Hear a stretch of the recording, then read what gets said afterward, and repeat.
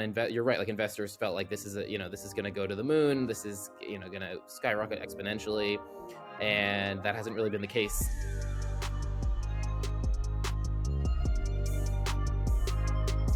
So we're joined today by Kellen Browning, a reporter at the New York Times. Kellen, welcome to the show. How are you doing? I'm good. Thanks for having me on. We have you here because you've done 2 different articles over the past few months about the esports space. The first that was about sort of the financial difficulties that the space is having around revenues. And this past week, you broke the news that TSM is exiting the LCS and looking to sell their spot. You also did interviews with several other owners like Andy Miller, the CEO of Energy Esports, and Jack Etienne, the CEO of Cloud9, for that piece. I know we've talked about this quote before, but I do want to mention it on the show. I was doing some reporting like 2 or 3 months ago, and someone told me, but when the Guard blew up, the Kroenke-backed esports organization, someone said to me that was like kind of familiar with what was going on in the decision-making rooms, like, well, they read the New York Times article in November that basically said that this thing's going the way of the dodo and like nobody wants to be the most stupid billionaire, which I thought was like a really, really funny quote and shows, I think, how impactful your work can be. Come in like an airstrike. Yeah, that's the goal, right? Yeah, to come in and make an impact. So yeah, cool to hear. So walk us through a little bit the reporting process for this most recent article and getting the news that TSM is looking to exit the space. Those, for unfamiliar listeners, TSM's one of the longest tenured League of Legends teams of all time. They were the first like mega super team in North America from a marketability standpoint. Their massive reach, but I think everybody knows, and I'm sure some of the people listening to this podcast know, that things have not been going so well in the esports landscape, and especially as it pertains to North America and Europe. And so I think many of these teams are looking to exit. But walk us through the process of reporting this most recent article. Yeah, it's it started probably a month or 2 ago. Following some of the same things that you were talking about and have been reporting on, just seeing teams consider exiting, rumors of teams pulling out of the LCS or having layoffs or getting rid of expensive players. I mean, we've all been seeing that for months, right? And like not just in esports, but in the broader gaming industry, there have been layoffs. And so I kind of had a sense that it might be time to do another story. You mentioned the one that I did in November, which kind of ended up being true, right? It was a little bit of foreshadowing that like things were falling apart a little bit. And so, I had heard that, what I heard about first, I think, was the Madison Square Garden deal, where they obviously sold CLG. They sort of spun off CLG to Energy and then kind of shuttered the rest of the business. And I had been hearing, and I think you had maybe been hearing this too, that, that there was no cash that changed hands in that deal. And to me, that really just epitomized sort of how far things have fallen, right? In that same story we reported, I don't know if this number had been out there before, but that MSG had bought the team in 2017 for $10 million, and they were essentially giving it away in exchange for equity. So to me, that really, again, epitomized the problems in the space. So that's sort of where I started digging into that deal.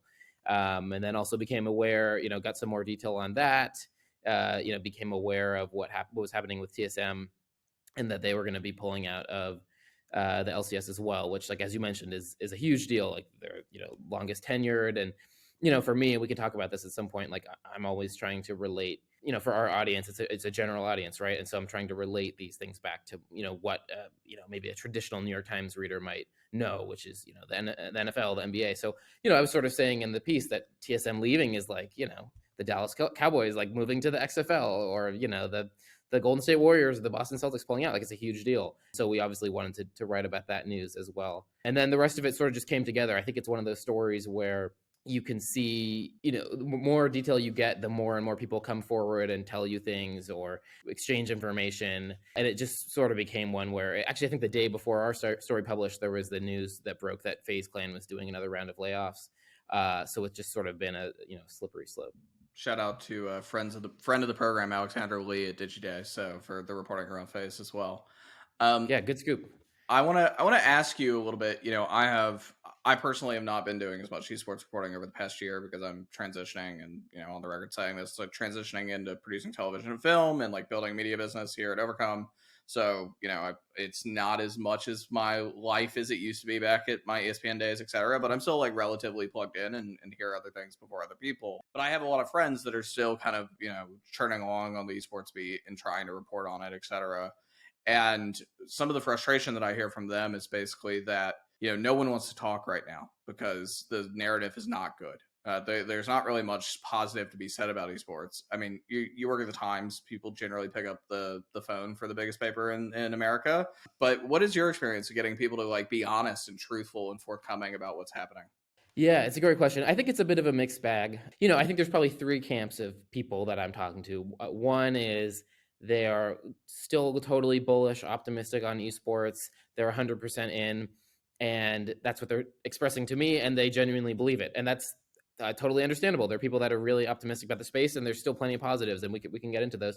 Then there's another group that I get the sense is on the surface saying everything's great, we promise, and maybe doesn't really believe that, has to know better than that. Maybe their specific organization, or they just, based on their knowledge, they have to feel otherwise. And then there's the third group, which I think to me has been the most useful, which is I have spoken to people who have been very frank with me about the challenges that the industry faces, and is willing to share information openly, and that's been helpful. And I think one of the biggest reasons why is I'm trying to approach this reporting like any other industry, right? And I think it's sort of the idea that if esports wants to be a mature mainstream industry, it's going to face the same kind of scrutiny as any television or film industries, or any sort of the NBA, any sort of entertainment industry.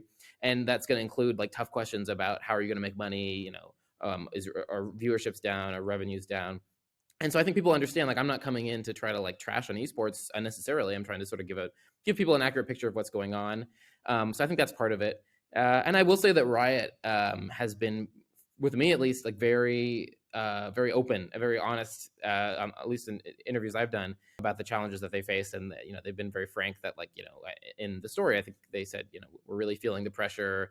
We view it as a failure when teams leave. I mean, that's to me, it seems pretty frank, and they seem like they're aware of the gravity of the situation. So I think just being upfront with people about what you're trying to accomplish, and I'm not trying to take down anyone or tank any deals. I'm just sort of coming in and trying to explain to, again, obviously I want to have news that people within the industry care about and are interested in, but also explaining this to sort of outsiders as well. And I think people respect that.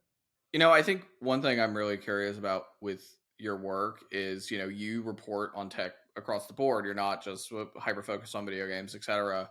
And I think one of the biggest things we've talked about on this program with people generally, we had a really good episode last fall with Devin Nash, who's the former CLG CEO, who's now a content creator and runs marketing business, and Harris Peskin, who represents the majority of the LCS teams a lot. He's a lawyer who reps a lot of the North American teams in esports.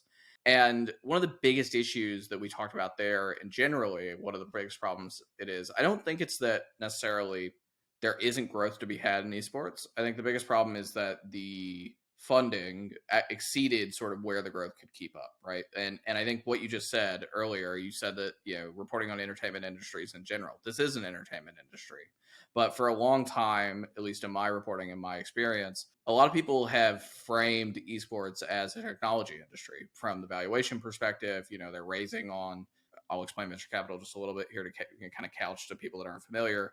When you go to do a fundraising round, if you are generating revenue, generally the thought process is that your either current or projected future, short-term future revenue is multiplied by a certain number, and that is what your business is worth. So in technology, that can be anywhere from like 15 to 25 times the amount. And the thought process is that you're building something that has long-term value when you're building an app or when you're building whatever it may be, et cetera. Because obviously, if you were to fail as a business, somebody could pick that up. There's intellectual property there. That is not the case in entertainment and media, which I think is much more akin to what esports actually is. Media businesses like ours, said that we've been fundraising recently. So like Overcome, et cetera, we're valuing ourselves at 3 to 5x, which is much lower. Unfortunately, I think some of these esports teams, they're generating 30, 25, 30, 40 million dollars in revenue. And then Forbes is out there saying, oh, they're worth 500, 500 million, et cetera. And I mean, it's bullshit. Like, I don't think there's another way to say it. From your perspective, like, what do you think about that disconnect and the way that people talk about it and the money behind esports relative to its growth? Yeah, absolutely. I mean, I think a big part of it is also just, if with a tech company, it may be the case that that connotation means investors are more willing to be patient and wait for the big return, right? Maybe in the entertainment, this is not always true, but I think in the entertainment world, you're looking for maybe a little bit sooner returns, right? How are you making money on a year-to-year basis? And I think early on, you're right, like investors felt like this is this is going to go to the moon. This is going to skyrocket exponentially, and that hasn't really been the case. I mean, certainly like growth has happened in the US, but maybe not to the extent that they were hoping. So yeah, it's like those valuations, like I think people have said to me, they've said to you, like those are just completely off, right? Like a lot of these companies are losing money. Most of them probably are. And so I think then you take the tech lens, which again maybe is a little bit more futuristic, and then you shift over to this is a business right now today. We need to start making money, and investors are saying it's time to have returns now. Like, what do we do, right? And I think also part of it is that Riot is content. Well, maybe not content, but they for the last several years they have used esports, the LCS or other leagues to market League of Legends, right? And so for them, that's fine. It's a promotional tool, and they don't need to make money off of it because they're making money off the game. And this is like a dynamic that I'm sure you've gotten into before, and I've written about. And so I think it took team owners a little while to realize that Riot wasn't necessarily didn't necessarily have their best interests at heart. And I think there's been a bit of a reckoning there, and now they're kind of trying to get on the same page. But yeah, I think it's a really good point, like the tech versus entertainment industry. And this is a different point too, but I think part of it is these were traditional sports owners also that got into this and invested in it in the first place, into these teams.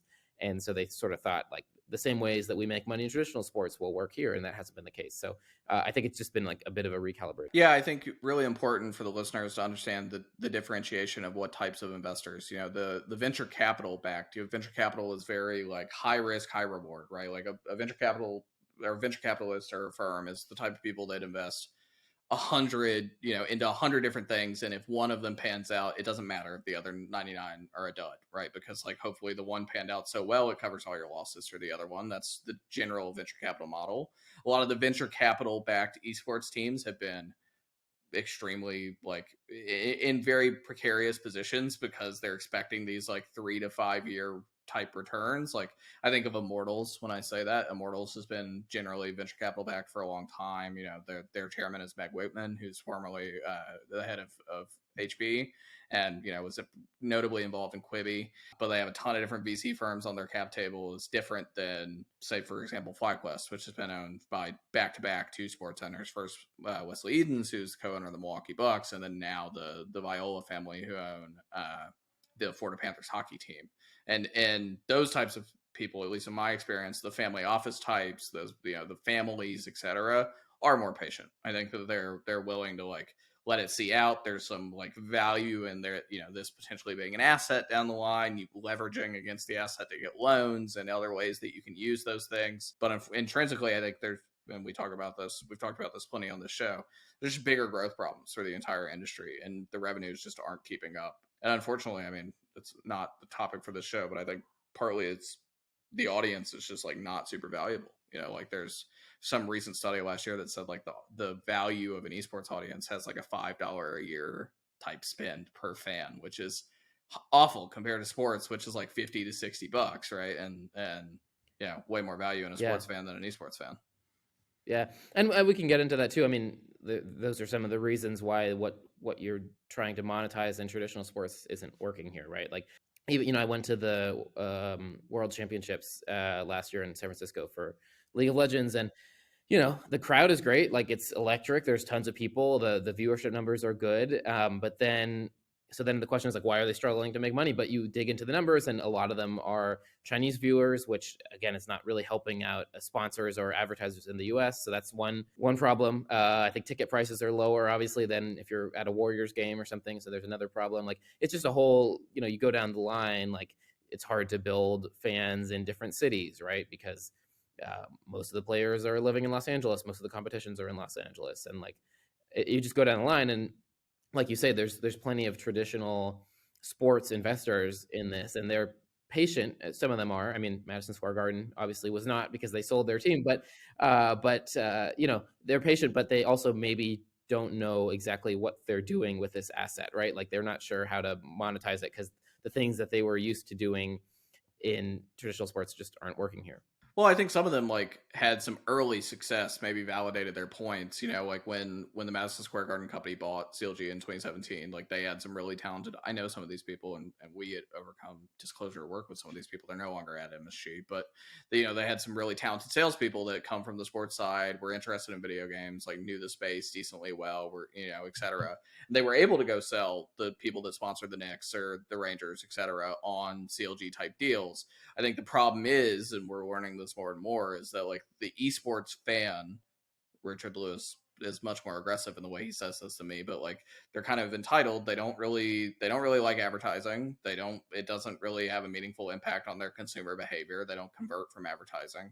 And additionally, like they're also not going to pay for a subscription and there's no media rights. So like you're playing in a pit so differently from MSG. So like I think some of these companies, there were like immediate synergies. They were able to get Squarespace and other people that sponsors, their traditional sports teams on board, but then there's no return there. Like click through rate, advertising, et cetera, is bad. So it's like, all right, so why do we just spend all this money? And now the sponsors are getting wise, right? And I've just seen that a lot more over the past year. Yeah, absolutely. And that's like I think one of the things that proponents of esports and like optimists are pointing to, which is like this is a really valuable audience in part because of what you're saying, that they're not super interested in ads and they're not super interested in subscriptions, and they're really hard to capture their attention. If an advertiser can kind of hook them in, it's a really valuable audience that they're not reaching another way. So that is still like alluring to people, but you're right, like it's just difficult to get them interested in what you're doing. And there's no broadcast revenue. I mean, that's one of the biggest ones, right? Like in the NBA or the NFL, they're making billions of dollars in broadcast rights. And so that's why, we could talk about like microtransactions, right? Like that's sort of what people are viewing the future of this is. Like we have to pivot away from the traditional sports model. We have to realize that esports are totally different.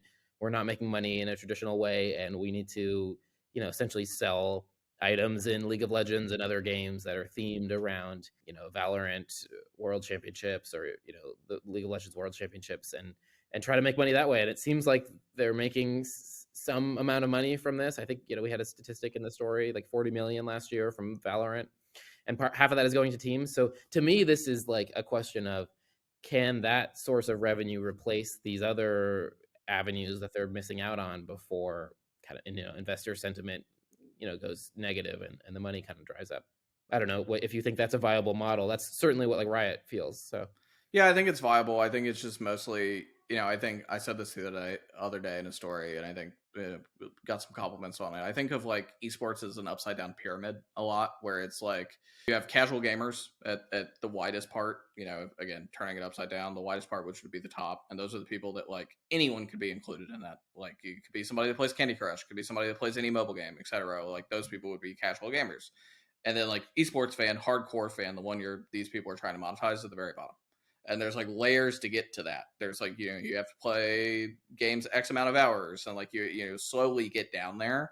I just don't know if the top is big enough yet. I do, gaming is growing, and I think we're all believer here that it's going to continue to be the biggest form of entertainment. But I just don't think it's quite big enough that the trickle down is basically big enough to support an entire industry. That's like my sort of working thesis.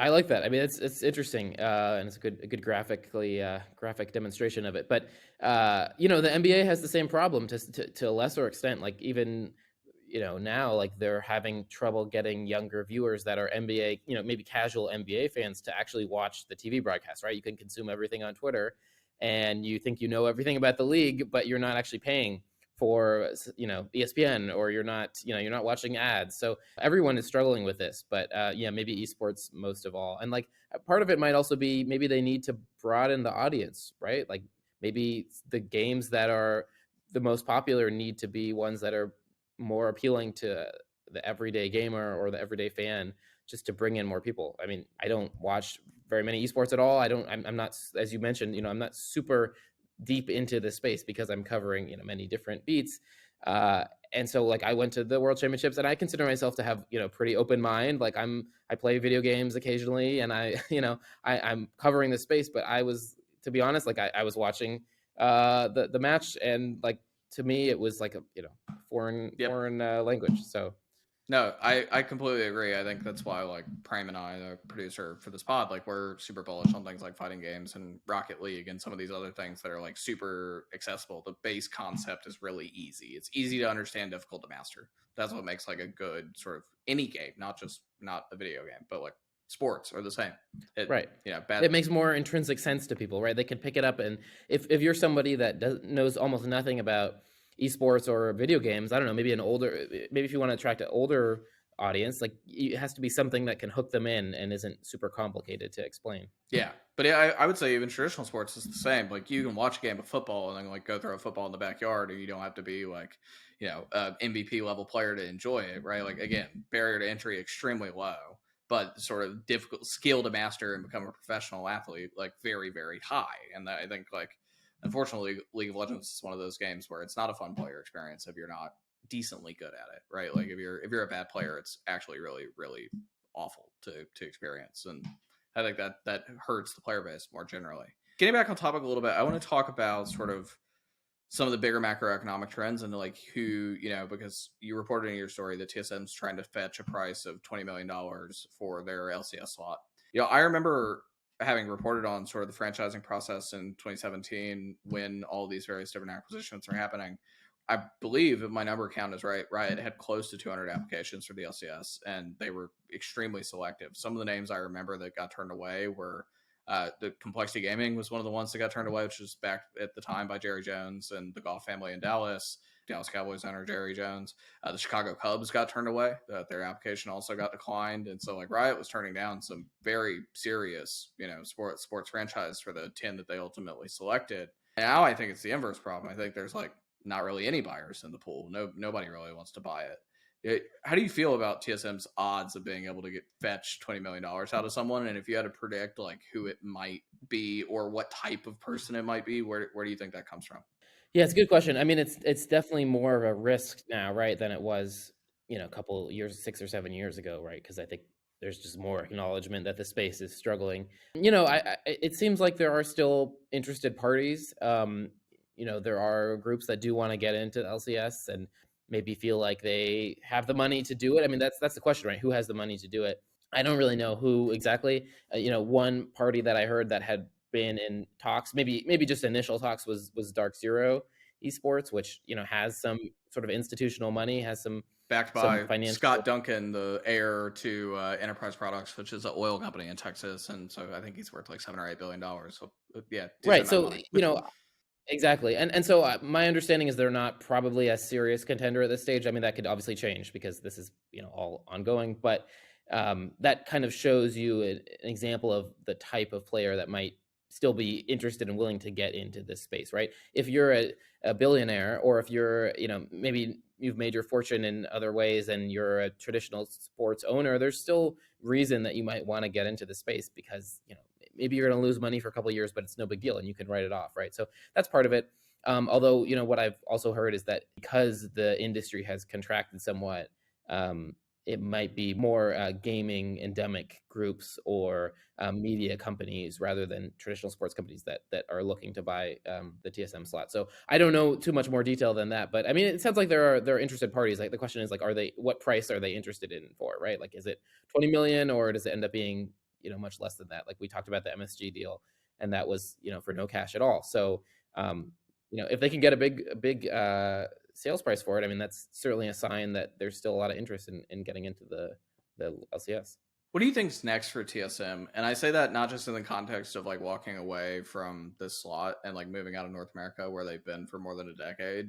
Also they've had a very shaky past like 18 months. Their founder and CEO, Andy Den, who you spoke to for that story, I believe, and he spoke about this openly publicly in a video, was under investigation by Riot for alleged abuse and towards his employees, and there were some findings that he had mistreated people in the workplace. There was some levied punishment as well. This is a company that I think most people endemic to the esports space is viewed as losing a lot of its luster. And it used to be kind of the organization in North America that everyone talked about very positively. I think you could make like a New York Yankees type comparison at some point too, as a historic franchise. But it's really struggled, and now it kind of moving away from where it started. Where do you think the business goes from here? Yeah, I mean, like you said, they've definitely had a tough go of things. The last couple of years, and you didn't even touch on. They had the deal with FTX, which sort of fell apart. Which I think we had that news as well. I think it was like 210 million or something. 210 I don't million remember the over exact 10 number. years, yeah. And while some of it was crypto, a lot of it was cash too. So yeah. Right. So I mean, there was that. One of the stories we had written a couple years ago was about, importing players from other countries, and they had, one of the biggest signings, right, with Sword Art, and that didn't work out. And so, yeah, and you mentioned everything with Andy, so they've had a bit of a struggle over the last couple of years for sure. I don't know. I mean, it's hard to say what's next. Like, is it now more of an international brand if they're getting into, the goal is to join a league overseas that is considered to be more competitive. But it also may be that we just don't hear a whole lot from them for a little while, because that's a process that's going to take. Not only is the sale going to take some time, but so is the potential acquisition and a potential entry to another league, right? Like that's not guaranteed. There's certainly a transitional period. That being said, like I do think I don't know exactly, but my sense is they're in a bit of a stronger financial position than some other Yeah. teams. They have Blitz, and I Dino. think Yep. and I think from that point of view, they're maybe in a less shaky financial position. And Andy made it pretty clear to me that he wasn't leaving North America, the LCS, for financial reasons, and that he was really about like wanting to be competitive. So take that for what it will, but it's sort of a mixed bag for them. I think it's probably a growth opportunity, and my educated prediction is that they'll end up in China. I said this on Twitter this past week, so I don't mind sharing with pod listeners. But I started hearing in November of last year, 6 or 7 months ago, that they were poking around in China and like starting to talk to some of the Chinese teams about potentially selling. And so that's my guess is where they'll land. I know some people have speculated it might be Korea or Europe as well, but I think the European League has some of the same problems as the American League, and so why would you do that to yourself? Whereas I think China seems to be where League of Legends is going to continue to be relevant culturally, and so China seems like the next home. If I had to make an educated prediction. Yeah. Well, your guess is as good as mine, and maybe better, because I think you're probably in the day to day of this more than me. So I will trust your guesses. What do you think about, like, if you had to patch solve as someone who you have the experience of reporting on other spaces and like seeing growth and development and other things in technology, if you had to give an answer as to like what fixes the esports problem, especially reporting on that November story that you did, which I think highlighted many of them, what do you think the solve is? Yeah, I mean, it's a couple things. One might just be managing expectations, right? Which I think the league is trying to do more and more now. One of the lines of questioning I was asking people for this more recent story was just, you said a couple years ago we're going to see huge growth in 2 years, 3 years, like that didn't really materialize. What's the timeline like now, right? And they're being a little bit more modest now in terms of, hey, we're hoping to have some good growth from microtransaction revenue or whatnot in 2 or 3 years, but it might be longer than that, right? Some of the people I talked to said, maybe it's a decade before esports become like, massively mainstream. And that was just not the case like 10 years ago, right? The whole idea was there was so much hype, and in some cases it was people talking directly to investors. They were friends with billionaires, right? I think you maybe had some reporting about Bobby Kotick talking, convincing people to join the Overwatch League. So of course you're going to say like to your potential investors, like, hey, this is going to be great, this is going to be huge, put some money in it, like that. Yeah, makes sense. You would say that, and maybe you had some projections that showed that Twitch and YouTube were going to pay a lot of money. But Twitch is struggling too with with its statistics, and YouTube is too, and Google. And so just given the state of the economy, that money has dried up. So I think a big part of it is resetting expectations and saying, hey, like this just didn't quite pan out the way we were expecting. And I think that's important. Like I think there are some people that are still unwilling to admit that reality, and I think that hurts them, because I think investors have wisened up to that. So I think if you're honest and you say this is still a growth opportunity, there's still a lot of fans, there's still plenty of opportunities to make money, we're still figuring it out. I think if you refer to it more as a startup, and we're we see a lot of opportunities, but we're still working on it. That appeals more to people, right? And then the rest of it is just things we've talked about. I don't know if the microtransaction revenue is going to be enough to offset these other costs, but it could be for sure. I mean, that's a big part of their future plans, I think. And then maybe it becomes the case that a different esport rises in prominence. I think we've already seen that with Valorant to some extent. Maybe there's a particular game that feels more mainstream, more approachable. Maybe there's a perfect game, maybe it's not even out yet, that is going to just draw in people that never followed esports before. I mean, that's totally possible too. So I don't know. I'm curious what you think are the possibilities to success here. Yeah, I think I heard something about this last week, and I got positive feedback from people that appreciated the honesty. I think there are definitely some people that work in the esports industry that listen to this pod that I would say self-awareness is very valuable, especially towards investor types in 2023. Admitting where there's risk, talking about it, thinking proactively about hey, this is how we get over this hump, basically, and explaining it, being proactive and talking about that is good. As someone who is successfully fundraising at the moment, I can share that that's been part of the talk is yeah, we know. And so I think that's really important for what you just said about a game potentially being the solve. I think a lot of people thought Fortnite was that in 2017 and 2018. And I think Fortnite got so big that it didn't it did some esports stuff. I was there for the World Cup in New York and it was awesome. But at the same time, Epic didn't need esports because esports is functionally marketing to trying to develop a hardcore fan base that spends a lot of money on your game. And Fortnite got so big that it didn't need esports. So its contribution to esports is very minimal at the moment with Fortnite. It's not really doing much. It's doing a little bit more with Rocket League at the moment, but that makes sense.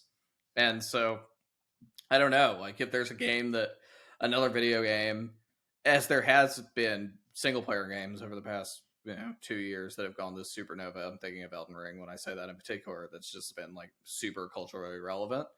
I don't know necessarily if the game is solved because there's a point where you just don't need this industry at all as part of your calculus in a multiplayer game. Yeah, that's interesting. That maybe it's a problem that if your game is so great, there's not going to be an esports title around it because it doesn't need it, right? And the Epic people, right? Fortnite, they've taken it. They're more into the metaverse and the sort of user generated content, and they're sort of rolling out a big ecosystem there. So obviously that's esports I don't think is their focus. And it's totally a fair question to ask, does Riot need this either, right? They're losing money on this too. They're helping sort of subsidize the league. Could they just give up at some point? And they have said very strongly, very stridently, no, we're 100% committed to this. But I think it's a fair question to ask. I would humbly submit Age of Empires for the next esport, which is my favorite game.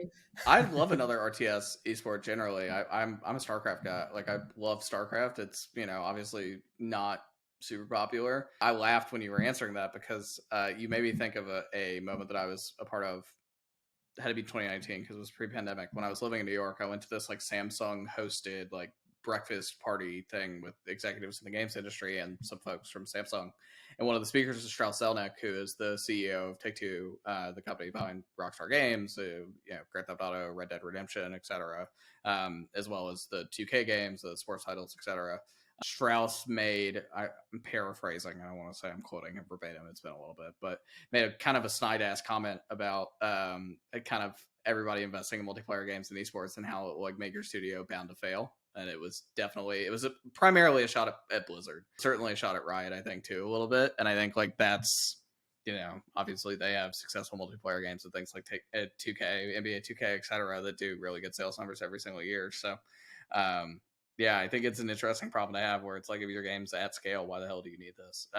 To answer your question there and on your point, I do think Riot needs esports, but I think that's because their games are primarily on PC. And PC is extremely, extremely, extremely hard to get into, and so therefore it is more hardcore players. I would consider PC gamers more hardcore than console players, etc. in the pipeline. And so yeah, esports is an integral part of that, and they've not had much success. They've had a lot of success on the entertainment side, expanding sort of their reach. Arcane was super, super successful as a show on Netflix, 18 months ago or whatever. But Wild Rift is, as I understand, the mobile app is complete dud. Like, but people don't play it really at all. They try to take League to mobile, and there have been other mobile games like Arena of Valor, etc., in the same genre that have been successful, and no one cares about Wild Rift at scale. And so I think Blizzard and Riot have backed themselves a little bit into a corner where it's like esports has to be a part of the fabric of everything they do, but unfortunately it's just so expensive and it does not make a lot of money. Totally, and they put so much investment into it. I think part of it also is like we don't want to be seen as failing, right? We don't want to pull back and just abandon all of this. And you mentioned Activision, like Overwatch and Call of Duty leagues have been struggling too, and I think they've acknowledged that. I think there was some filing recently that was sort of making the rounds on Twitter saying, the understatement of the it's century, possible that by our the way, it's far yeah, worse. what was the language like? The language was like, basically like we're facing headwinds, and that's why we're like, our esports things may not do as well as we previously predicted with revenues. And I was just like, you're not facing headwinds. You created the problem by like overpricing everything and making all these crazy promises to sports people that like we're gullible. Like that's the problem. Right. I mean, that's a problem. Yeah, that's a problem. And also, but fair to say, I guess, that they recognize the issue of, all the teams are in one city and we want to make this more like traditional sports, right? And that, it's an interesting idea, and they didn't really get a chance to like get it off the ground because of the pandemic too. So obviously that was a big issue as well. Yeah. I always have mixed thoughts about the Overwatch League and if that would have worked. My general thought is that it would have been so expensive that probably, like, even if it did work in air quotes, like, would have ever made up for how much it costs to do a roadshow like that. I think several of those Overwatch League teams took payment or paycheck protection loans, the PPP COVID loans, because they were struggling financially. And I think like it would have probably been a lot worse if they were having to throw like 2 events that summer, because that would have been an extremely, extremely expensive cost. So, but yeah. And it's fair to ask, like, do these leagues need to make money, right? And you have to pay the players salaries, right? And that's a big part of this problem too, I think, has been talked about, is that the salaries of the players for some of the star players are very high. Is it even necessary for the leagues to make money, for the teams to make money? Could Riot just subsidize everything, right? I mean, maybe that's not realistic to pay for everything, but if this is a sort of a promotional tool for them, like, to what degree should they be paying for most of it? Like, how much does it need to make money? I think those are like bigger existential questions that are also fair to be asking. Yeah, I think all the team owners you've interviewed for your pieces would love that to be the case. They would love for all this to be subsidized by the publisher. On that note, the other part that is Mikhail Klementov, our colleague, has recently reported that there's going to be a player vote this upcoming Sunday among the LCS players because they may walk out. That's what they're voting on. This would be, I was wrong the other day when I said this. Someone corrected me. Technically, the second strike in modern day esports history, if it happens. The first happened in Counter-Strike, although it was not nearly as severe, and it happened a few years ago where players refused to play in a blast tournament. This one's a much bigger deal considering the stakes, I think, with the LCS and where things are at. The context for the listeners here is that the amateur league, the North American Challengers League, is there was a mandate previously from Riot that all teams that were in the Pro League, all 10 of them, had to participate in the North American Challengers League and field a team. And recently that mandate was voted among the team owners to go away. Riot lifted the mandate, and now the majority of those teams have said they plan to exit this summer from the amateur league. And as a result, there are a lot of players who are about to lose their jobs. And so now the Players Association, which technically is not a union, I have strong opinions that it probably should be. The Players Association is voting this upcoming Sunday. You'll hear the news after this episode, since we're publishing this on Friday. This upcoming Sunday, they're voting on whether or not they're going to walk out. And some of the messaging, I personally think is quite disingenuous from some of the team owners. They've said like, this is saving us money, yada, yada, yada. And like, while that's technically true, it's a speck on the fly's butt, or like the speck on the cow's butt, basically, compared to what they're spending on other things in esports. Like, what is your read, Kellen, on sort of this being spend or not? Because I know you've been like kind of looking deeper at some of the financials. Like, is it meaningfully impactful? Do you think that narrative aligns that this is some cost saving measure that makes total sense? Right. It's hard to say, honestly.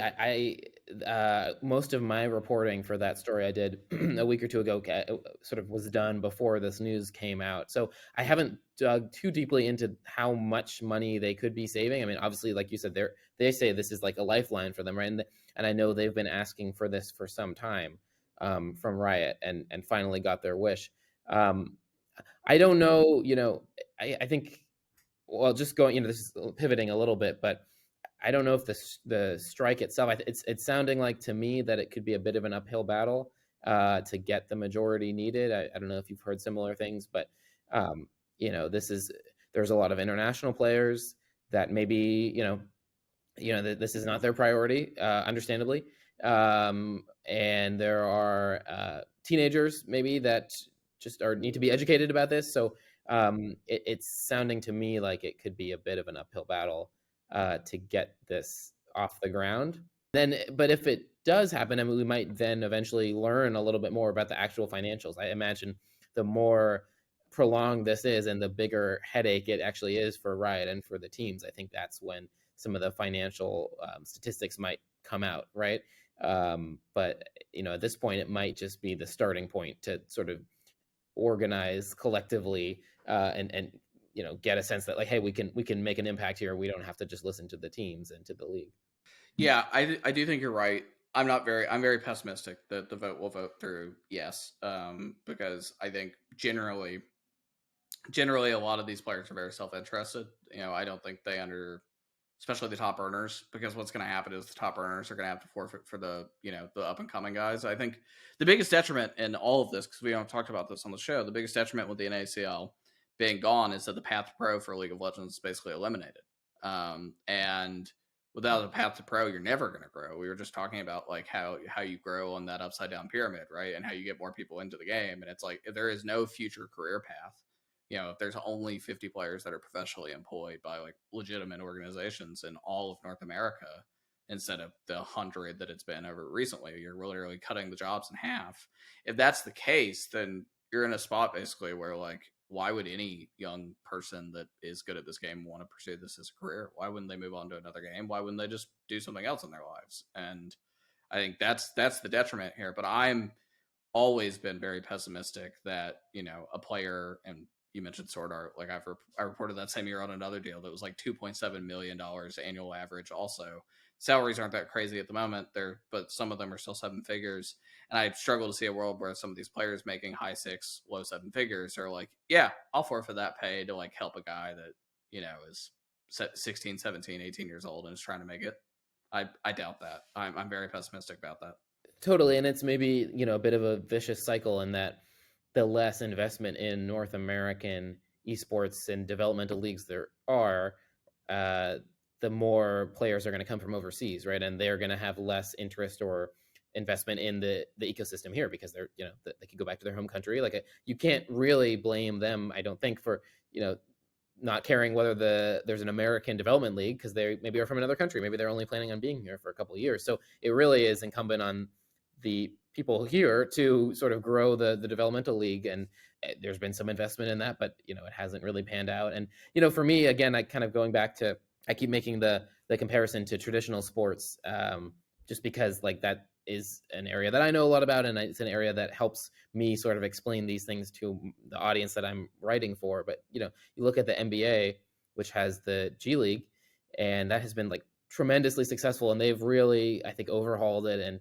added so many resources in the last few years to it. And now you have players that move up to the NBA all the time. You have successful development cases. You have draft picks going there to spend time. You don't even have to go, I think, to college anymore. You can go straight from high school to the G League team before going to be drafted in the NBA. So it's proven that these developmental leagues can be successful, and so it's obviously a healthy thing for a sport to have them. So for this to sort of crater like this, I can see why it would be detrimental. And I think the argument is that this is a short-term gain. Like, even if teams are saving money by getting rid of these developmental leagues, like, they're overall losing out in the long term because this is harmful for the sport. So I don't know. It's not really up to me to say whether that's true or whether the teams are right, but that's kind of the argument that's being put forward. I really do hope on a personal level, I won't speak for you, Kellen. Like, I really do hope on a personal level that they do vote to strike. I think because it is not because I'm like vindictive towards any teams or anything. I think simply for the fact that this would be sort of the first step to unionizing for these players. They're not an official union; they're just an association. And while they have made some progress in getting more rights for themselves, etc., they have been sort of, since the association was formed, have been sort of lame duck. Like, they've really not done a whole lot for the betterment of players, especially now as we're seeing less notable players.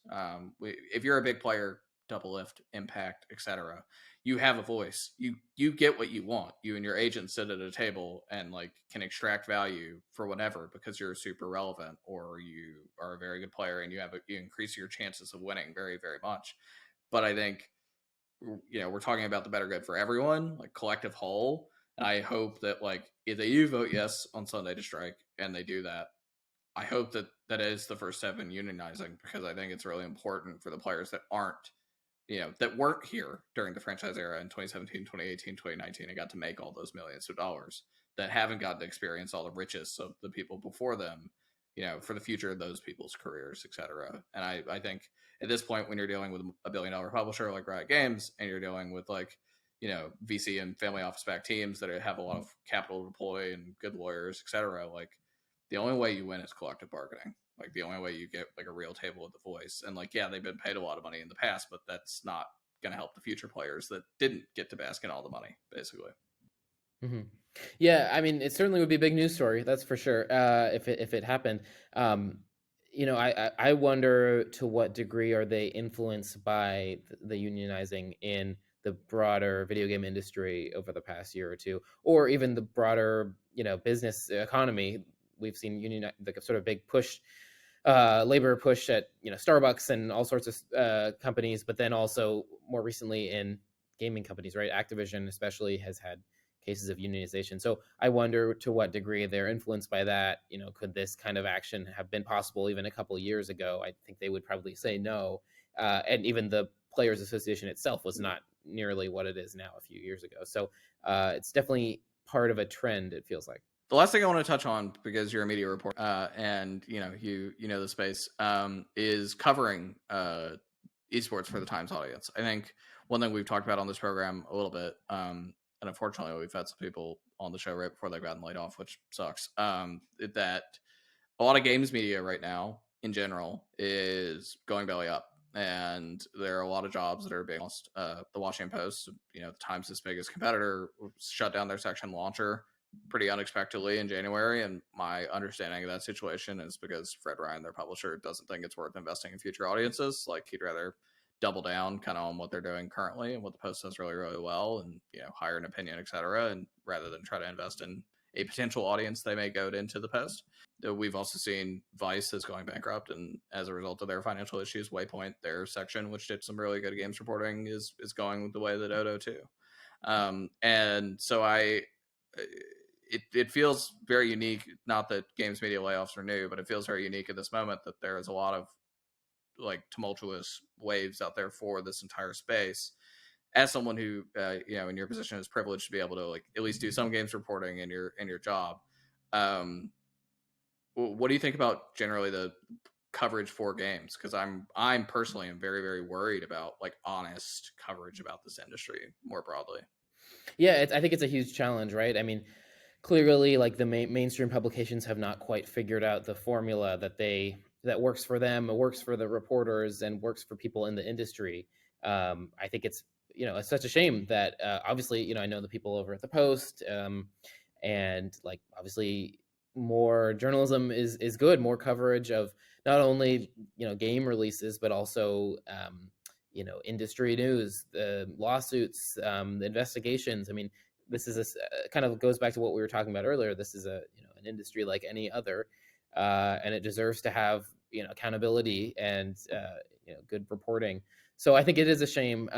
It is a unique space, I guess, in that like even though it's such a large industry, a lot of mainstream outlets have not committed to it, to covering it in a sort of substantive way. Even here for me, like, and I can talk about sort of my experience. Like, I don't cover the video game industry full time. I cover Uber and Lyft and the gig economy, and I read about other tech companies, other stories sometimes too. So I'm splitting my time, and I kind of expressed this to you before, but like I'm sort of looking at the industry from a big macro, like kind of business perspective. And I think that works for us. I mean, I think it works for the Times and like for our business desk, but that's certainly not the only way to cover it.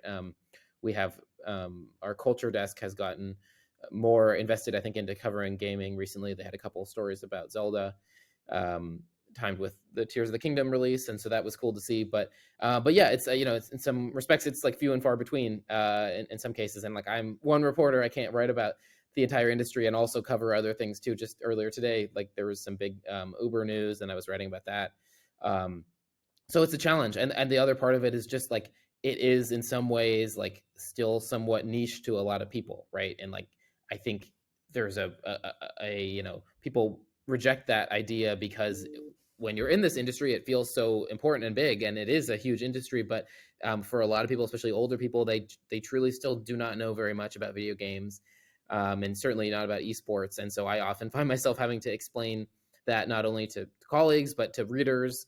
And so for me, I'm sort of trying to thread the needle of like having one foot in the gaming space and understanding it, covering it, sensitively and importantly, just like any other industry, but also being able to take a step back and like tell people why it should matter. Like why should esports matter to you if you're, I don't know, like 50-year-old reader living in, I don't know, anywhere.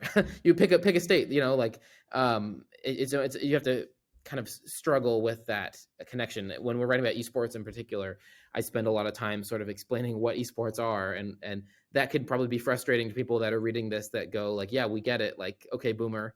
But like it's hard, like you're trying to please everyone, it's difficult. Certainly I've gotten plenty of criticism over the fact that we still hyphenate the word. We have to address the hyphen in the room, I think. That the time style is yeah, exactly, the Times unique style that we still hyphenate. There's a hyphen between E and sports for us. I will go on record saying that I have personally advocated for us to change that so that it's just one word. I think it's probably time to do that. I mean, everywhere else has. I think it's a little bit equivalent to still saying email and hyphenating that. But I think we're a little slow to adjust to things. I think that's probably fair to say. And maybe it's a reflection of the fact that not everyone. It is true that not everyone knows what an esport is, and there is a much broader audience out there that spends very little time online, does not play video games, and it's important to tell them why the video game industry matters too. But you do have to do it in a way that's accessible to them. So I find myself sort of the gaming whisperer here. When and I should say, I don't have a super detailed video game background myself. I've played games growing up. There are some games I play. Like I recently just started playing the Zelda game, but I never played, a Zelda game before. Like I'm not a hardcore gamer, but I do I think I have a good understanding of the industry, so I think that helps me. But yeah, when stuff comes up like the Discord, the Pentagon documents being leaked on Discord, that becomes somewhat of a gaming story, and I'm sort of tapped to come in and explain like, well, what is Discord? Like if you're a reader that's reading about Pentagon and you come across this site that you've never heard of before, like why does it matter? Why is it important? But I think it's also important to push back on the kind of the tropes in the gaming industry that this is just a bunch of nerds like sitting at their computer, and it's a bunch of losers, and they're all whatever like cliche you want to put in there. I try to sort of push against that and explain why gaming is important and diverse and worth being covered. But I do think it's important to acknowledge like not everybody knows this industry. So I taught an esports course for the affiliate school of the New York Times. They partner with an education program, and I taught that for a summer in New York, and it was really fun. But actually, that exact same summer, not in your department, thankfully, but I had a lunch with a Times editor, the higher up, and the sentence that I remember was, I understand this is a big industry, but I don't get why we, the New York Times, need to cover it. And I was just like, oh man. It's like, I get it. New York Times is the biggest paper in the world, and I've certainly been critical where I think it's due, but I respect your work, and that's why you're here on the show, because I think you do really, really good work for the publication.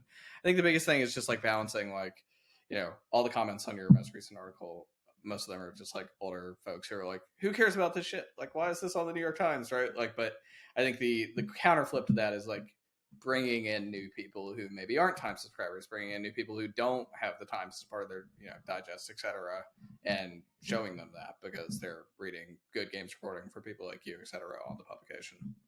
Right. Well, I appreciate that, and there's you have to kind of tune out the comment sections, the Twitter trolls or whatnot. Like people want to complain, but I guess that would be the hope, right? That like for every annoying comment, like for every 10 annoying comments, if you can get one person who acknowledges like, hey, maybe I'm not an esports fan, maybe I don't know anything about video games, but like thank you for enlightening me, and like this is kind of an interesting industry and it's worth knowing about, because I think there has been a realization that the internet and just everything that happens in the online world, online spaces, whether it's Discord or Roblox or Twitch or whatnot, like is increasingly impacting what we consider to be the quote unquote real world, right? Like whether it's, and sometimes, unfortunately that's because of negative reasons or negative headlines, like this Pentagon thing, right? But it does sort of spark this renewed attention to like, hey, well, what is going on in this industry? Like, what is it? And then that's when I come in and say, well, actually, I've been writing about this for a few years. Like, here's what you should know. It's not all, people leaking secret documents and saying hateful things, but that is a part of the industry that has to be grappled with. But there's also a lot of good, and like here's what it is, and I think that's sort of a way in for a lot of people. Yeah, it's me and my friends dicking around 10 guys playing Counter-Strike on them every Wednesday night. That's Discord and the primary use case. Right. Well, Kellen, thank you very much. We appreciate you coming on the pod. I'm sure we'll have you back sometime. Thank you again for joining us. Yeah, thanks for having me. This is super fun. Thanks for watching Visionaries on YouTube. For more content, please subscribe to the Overcome channel.